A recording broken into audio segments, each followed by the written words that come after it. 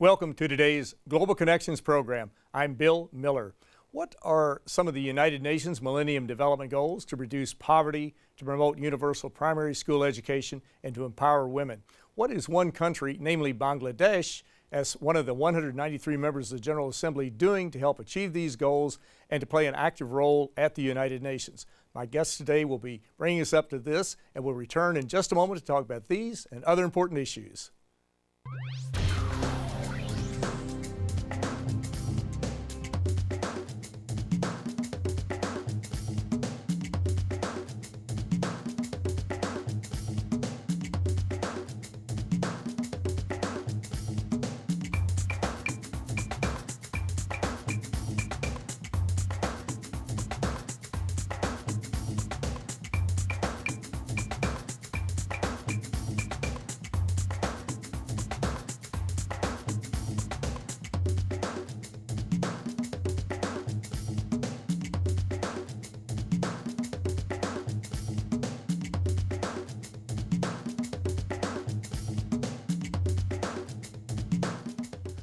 Welcome back to our program. The 193 member states of the United Nations General Assembly are working on the United Nations Millennium Development Goals to reduce poverty, to empower women, and to achieve many other laudable goals. One of the most active members is Bangladesh. My guest today is an expert on these issues and will bring us up to date on some very interesting programs. My guest today is His Excellency, Dr. Abdul Momen. Dr. Abdul Momen is the ambassador and permanent representative of Bangladesh to the United Nations. Prior to joining the United Nations, Dr. A.K. Abdul Momen was the chairman of the Business Administration and Economics Department at the Framingham State University in Massachusetts. Your Excellency, welcome to today's Global Connections program. Thank you for inviting me. I appreciate you being back with me. We did this, I think, about 4 years ago. That's right. You had very interesting comments to make then, and I'm sure today. Let's talk about the UN Millennium Development Goals. These were launched in 2000 over a 15-year continuum to, as I mentioned, to reduce abject poverty by 50%, to promote universal primary school education, to empower women, reduce maternal and infant mortality rates. How has Bangladesh focused on these? I know you're very interested in them. And what are some of the areas where you've been successful and some of the challenges? We did pretty well in achieving most of the Millennium Development Goals. In terms of Millennium Development Goal number 1, which is poverty eradication, we reduce it more than half. So this is a great achievement for a country where we have too many people, 156 plus million people. So we reduce there more than half, actually from 59% to around 24% now. And in terms of the infant death rate, we have reduced it over 72%, much more than the Millennium Development wanted to have. In the maternal, we also reduced it. The other good thing is gender parity. For a country, you see, which is conservative in nature, but we did an excellent job in that area.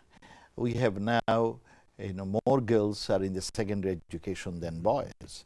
And these are not by accident. These are by targeted programs, dynamic leadership, and an unique cooperation between government and non-government organizations. So we did pretty well. We are pleased with it. Yet we have one challenge, and which you mentioned. Challenge is we are afraid of, sustainability of those, because if there is a climate hazards, is a disaster, then we don't know where we go, because we are the most vulnerable country in terms of climate change, and we are always afraid that if there is a big cyclone or disaster, how we can cope up with. Exactly. And you mentioned that Bangladesh had 156 million people. And this is in an area the size of basically the state of Iowa, like 55,000 square miles. That's right. 147,000 square kilometers roughly. Yes. Iowa has 3 million people and you have 156 That's million right. people. That is a major challenge. Of course, it's a major challenge. The sheer enormity of number of people. But it has two things, If we can use those resources, the human resource, then we'll have the democratic dividend. So we have two challenges. We have two resources. One is too many people, and another is our water, lot of water resources. But both of them, if we can manage them right, they would give us dividend. And if we fail to manage them right, then they would be our disaster. Exactly. And of course, climate change is happening, as I read it, it's adversely affecting every country on planet Earth. There may be a few places that it's not affecting them, but it seems as though that this is our #1 challenge. And of course, with overpopulation that you have, and the predictions are that Bangladesh by 2050 will lose 20 to 25% of the current land mass. What can be done to forestall this? What can be done to work towards not eliminating climate change, but maybe to slow it down or hopefully to reverse it? We cannot eliminate climate change. No, you can't by yourself. We can't, the world. Right. You are right that we have a small land, a highly crowded land, the most densely populated country in the world. We have around 200 people lives per square mile. Now, as per varieties of estimates, around 20–25% of our land, particularly southern belt, will go underwater if there is 1 meter sea level rise, because it's a very low, country, deltaic region. So that means around 30 to 40 million people will be uprooted from their home, from their traditional jobs. So it's a big challenge how to do it. Government has, is not waiting for the global community. We have started many programs. We have started one adaptation program with our own resource also. We have started another is, the mitigation programs. So in the adaptation, what we did, we are adapting with the change of the climate change. We have developed embankment across the entire southern belt. We have created many polders so that our land cannot be. Problem with saline water, problem with, water logging and all those. So we are working on it, but these needs enormous amount of money. We are dredging our rivers so that more water can be stayed. But these need enormous money. Only for the polders, if we want to, increase it by only a meter, it costs around $25 billion. Bangladesh is not a rich country. So we are having those difficulties. The most important, we don't contribute at all anything to the carbon emission, but we are facing this tragedy. Today we are facing, tomorrow somebody else will face. So before we face, because this 30–40 million people, where will they go? So the best thing is we have to do things so that they stay in their own place through the programs of adaptation, mitigation, and also through Green Fund. And we also ask for global help in rehabilitating the climate migrants. Exactly. And climate change is a tragedy, no doubt about it. It affects all 7.2 billion people, but even sadder is that so many of the people who don't contribute to it are the ones who are suffering the most, especially the economically developing countries. That's right. The United Nations has been in the forefront of bringing the groups together for the past several years in conferences on climate change. We won't revisit all of them, but also Secretary General Ban Ki-moon has made that his #1 priority. That's right. We see that the nations of the world are going to get together in December in Paris, France, the early part of December. How important is it for the countries to come together and to focus on this and to set really some perhaps binding requirements on reducing the carbon emissions and to reduce the temperature level, and maybe have this grand bargain that we've been talking about for years and years? How important is that? It is very important. It is very important for us, as well as we believe it is very important for the whole global unity, global community, and our future generations. If we don't take corrective actions now, our future generation will not pardon us. So it is on us. It's our responsibility, our obligation to do something good.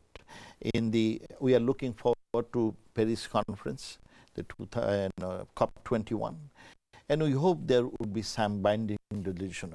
We need basically we need a political commitment, and not for Bangladesh, it's for the whole global community, because this issue, unless we resolve and face this challenge, then the whole world will suffer, and suffer badly. I give one little example. Each year, for this climatic disaster, we spend more than $2 billion. You see, just for disaster. In New York, for the Sandy, you spent around $65 billion. And in Katrina, so whatever development you have, suddenly those got washed away. So we have to do things so that that situation don't occur. Look at tsunami. What happened to Japan? You see, so we have to be conscious of it and try to come up with necessary, funds, technology, and political commitment so that we can face this particular issue for us. Not long ago, I may have this quote off a bit, just while you were talking, I was saying Secretary General Ban Ki-moon had made a statement that something to the extent that we are the first generation that can eliminate poverty, and we're the last generation that can save the climate. That may not be an exact quote, but it certainly rings true. I think he's right. We are, in our lifetime, hopefully we'll see the end of poverty. We'll eradicate poverty by 2030. And we are the one who has to take this challenge of climate change. Otherwise, our future will not pardon. Exactly. Pure and simple. And Ban Ki-moon is right on those two targets. Yes. Some of the countries are moving very quickly off of fossil fuels. One of the main contributors to climate change with carbon emissions are oil, gas, and coal. We all know that scientific studies are in. The climate change science is settled, and we know what we're doing. Some of the countries are moving very quickly. Denmark is moving towards totally being fossil fuel free in the not too distant future. Is Bangladesh taking initiatives to move off of the fossil fuels? Yes, we are. We are one of the pioneers in the solar energy. We have more than 1.4 million housing are on solar energy. Of course, we don't have much resources fund, but we are moving towards that, you see. Even, we have developed many projects which are climate friendly, and so that, because although we didn't contribute anything, but we are moving in that direction. Mm-hmm. Exactly. Now, Bangladesh, you'll be surprised in please. Bangladesh. You see, the automobiles, all are gas-based. It's no longer petroleum-based because those are more emissions. So all are poor, relatively, less wealthy country has changed the entire system. It's all based on, and another thing you see, so that we don't pollute the earth. We don't use anymore those bags, the plastic bags. These are all gone from the market. And they are starting to be banned in many cities Yes. around the world, in Yes. the United States and other We areas did too. it a long time ago. You were in the forefront on that. That's yes. right. Very good. As I mentioned earlier too, Bangladesh has been a very active player. You have been very active at the United Nations on a wide range of issues. Not long ago, you were involved in the South-South Triangular Conference in Bangladesh. What exactly was the South-South Triangular Conference, and what came out of it? Currently, Bangladesh is the president of UN General Assembly High-Level Committee on South-South Cooperation. Mm-hmm.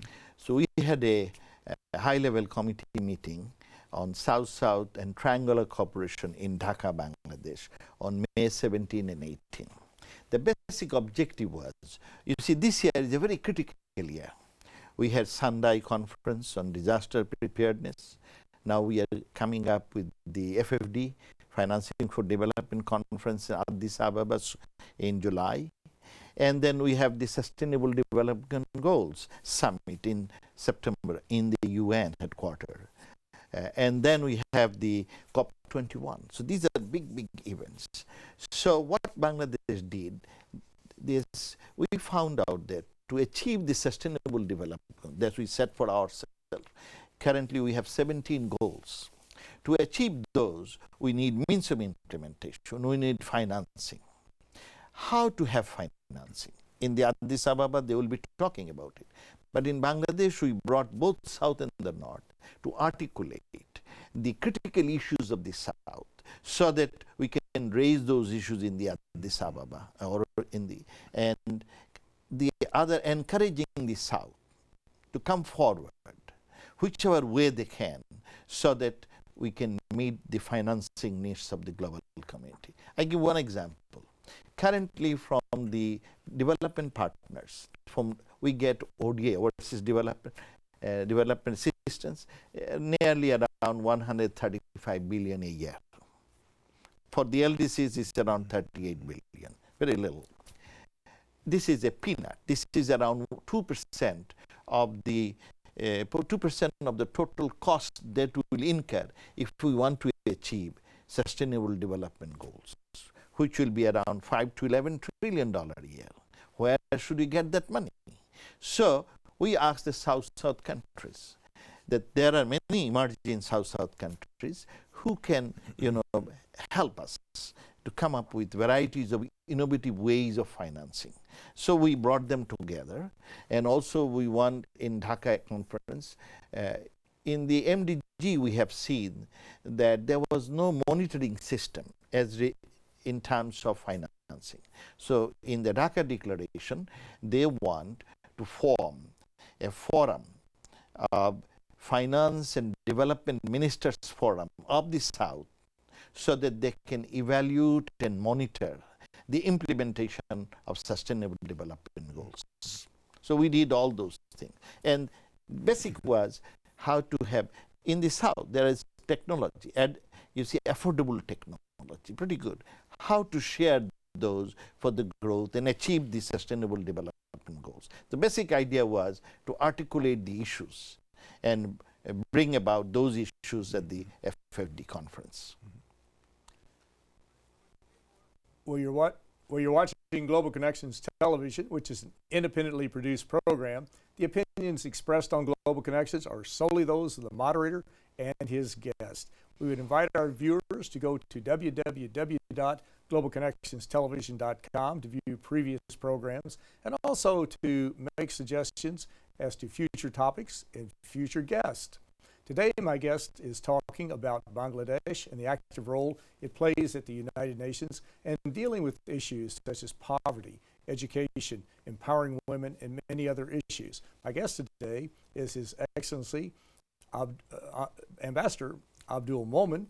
Ambassador Momen is the representative of Bangladesh to the United Nations. Your Excellency, we were talking about Bangladesh and the active role you're playing in this South-South Triangular Conference, a very important conference. And you were talking about financing. Did you discuss various ways of developing financing mechanisms to achieve the money, some of the money that you're talking about? We talked about the ODA. We talked about public-private partnership. We talked about how to involve the business sector. We talked about domestic resource mobilization. We talked about, the illicit finance, how to get the illicit financing. We talked about remittance, how to reduce the cost of remittance so that these countries get extra additional fund. We evaluated all different types of innovative ways of financing, how to leverage whatever ODA we have, how to leverage it as a catalytic agent and leverage additional financing from banking sector and others. So all these issues came up, and we also tried to mobilize the South-South countries. With South-South countries in the area, we also talked about trade. In the trade, duty-free, quota-free access to market access could immediately help many of the, from my own country, Bangladesh, for example.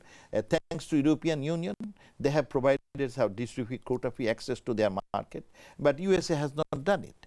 Each year, we pay around $860 million to the US government as tariff. And not the public gets the, the public are the common consumers in USA, they are affected because they pay more money, you see. So if this is given, Bangladesh is an LDC, largest LDC. If the US provides us this duty-free, quota-free market access, then immediately we have around $900 million cash there, which we can utilize for achieving many of the development goals, the SDGs, So we discuss all those issues in a very positive way.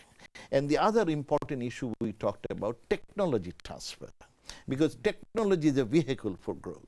And most of the technology is in the partners countries, in the private sector. So we talked about if they entice the private sector to share those with the developing countries like Bangladesh, it could be a win-win. The other one, we talked about the FDI. foreign direct investment. Since we are, LDC, least developed country, many companies, Western companies, don't like to go to us. But I give one example. This is a gold mine. If you go there, it will be a win-win situation. One example, we have telecommunication area. No one was willing to go. Suddenly, a Norwegian company finally agreed to go there. Once they went there, you see now they're minting profit. More, they're, you see, siphoning, they're transferring more than $1 billion each year at net profit. Why? Because we have around 113 million cell phone subscribers, and they pay. This is a gold mine.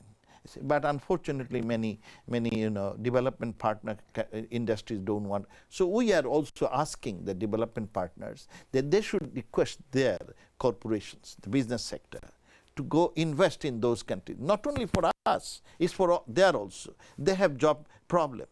Like in a Norwegian company that I said, while it has created such a big market, repatriating more than $1 billion to their home, they're also selling all those their products, keeping their economy going and giving employment to their own people. So it's a win-win situation for all. And that's what we also came up in our conference in the Dhaka, South-South and Triangular Cooperation Conference. Exactly. Now, you mentioned earlier the Financing for Development Conference is going to be in Addis Ababa, Ethiopia, next month. What would you like to see? It's difficult to predict what some of these conferences are going to come up with recommendations, but what would you like to see come out of that conference as far as assisting with what we've been talking about up to this point? You see, the global community has set certain goals, that we want a pro-people, pro-planet, more equitable, more inclusive, peaceful, sustainable world for all. This is what no one left behind. Because we are ashamed that so many people still go to bed without food. You see, 1.2 billion people is below the poverty level. So these are shame for us. We have all the resources. So how to achieve those goals? 17 goals that we have set up for our sustainable development for next 2015 to 2030. How to achieve those goals? In the Addis Ababa Financial Summit, the third International Summit on Financing for Development, will evaluate all ways and means as to how to have financing so that they can meet the sustainable development goals. So those will be, and we think there will be some political commitment. Because without a political commitment, we cannot achieve our goal. So hopefully we will try to work out a political commitment so that we can have enough resources to meet the needs, the financing needs, as well as means of implementation for sustainable development goals that we are going to adopt in September. Exactly. Now, years ago, the countries pretty much agreed upon 0.7% as of the Overseas Development Assistance, ODA, I think that's correct. Yeah. And where are we on that? Some countries have met that goal, but it's really only a handful, and most of them are the Scandinavian countries, as I recall. They did. But where are we on that? You see, the development partners decided that they would provide 0.7% of their GNI to the developing countries as overseas development assistance. Currently, it's around 0.3%, not 0.7%, because they have not met. Only, so you're right, only 6 countries could meet their commitment. So we are still away, far away. And our development partners have been facing a lot of financial crisis.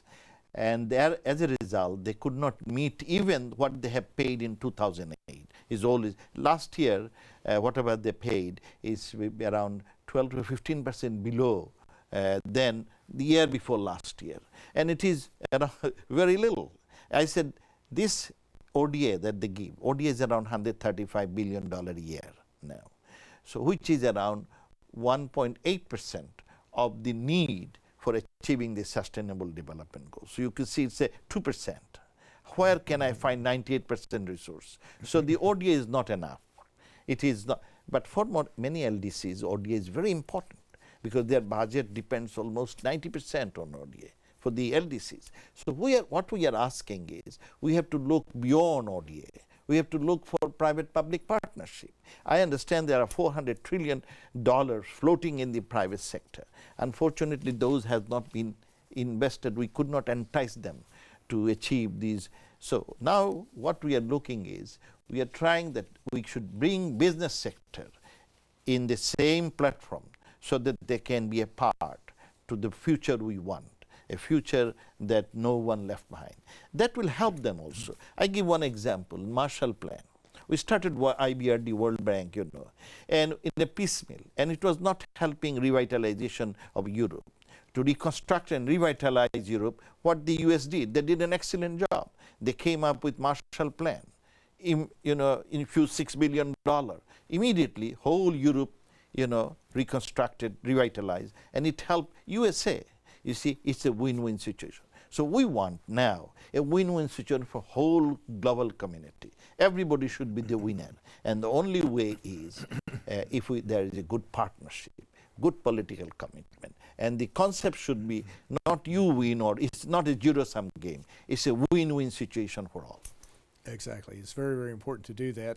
And it's a partnership. That is exactly right. No one country can combat climate change. No one country can move in with enough financial resources to provide employment for everyone in a particular country, but it's absolutely critical that we work on these issues together. And of course, Bangladesh, as you mentioned, you have a lot to contribute, but you have some major challenges before you, especially with a large population and an area that is going to lose a fourth of its country to climate change, to the rising seas, which is really a major, major problem. In the last, I hate to do this to you, in the last 20 seconds, what, over and above climate change, what is the #1 problem confronting Bangladesh today? Our number one problem is one is the threat of climate disaster. The other one, we need to manage our population, quality education, and improvement of human resources. If we can improve these human resources, we have around 9 million people working all over the world as expatriate level. If we can improve their quality, their management skills, then you see it would be good for the other host country as well as the home country. It's a big challenge. Naturally, government is promoting, putting a lot of efforts on improvement of the human skill. Also the technology, the computer, the digital. Bangladesh has taken a new vow to have a digital Bangladesh, that all people of the country would be smart in digitizations. And government is providing free laptops. One laptop, one dream. And we are looking forward to that. Well, Ambassador Abdul Momen, Permanent Representative of Bangladesh to the United Nations, I want to thank you so very much for a very interesting and very informative program. Thank you. Thank you. I'm Bill Miller. Thank you for joining us today on Global Connections Television.